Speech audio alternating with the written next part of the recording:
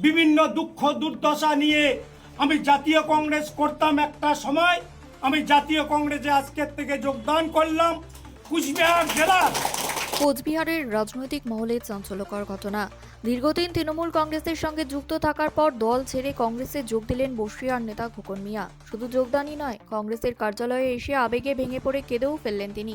জানা যায়, খোকন মিয়া দীর্ঘদিন ধরে তৃণমূল কংগ্রেসের সক্রিয় কর্মী ছিলেন এবং দলের গুরুত্বপূর্ণ নেতা রবীন্দ্রনাথ ঘোষের ঘনিষ্ঠ হিসেবেই পরিচিত ছিলেন এলাকায়।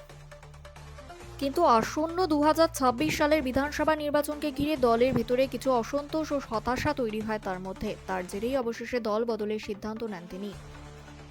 কোচবিহার জেলা কংগ্রেস কার্যালয়ে এসে আনুষ্ঠানিকভাবে কংগ্রেসে যোগদান করেন খোকন মিয়া।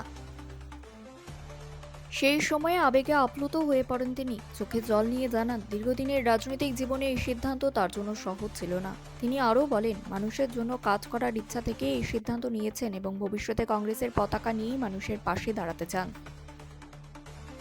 এই ঘটনাকে কেন্দ্র করে ইতিমধ্যেই কোচবিহারের রাজনৈতিক মহলে জোর চর্চা শুরু হয়েছে। বিশেষ করে তৃণমূলের একজন পুরনো অভিজ্ঞ কর্মীর এই দল ত্যাগ অনেক প্রশ্ন তুলে দিয়েছে।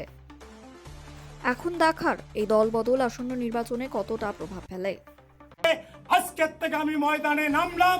আমরা জাতীয় কংগ্রেসের পক্ষ থেকে এক প্রান্ত থেকে আর এক প্রান্ত জাতীয় কংগ্রেসের প্রার্থীরা আমরা প্রত্যেকটা মানুষের কাছে দল মত জাতি ধর্ম নির্বিশেষে প্রত্যেকটা মানুষকে হাত চিহ্নে ভোট দেওয়ার জন্য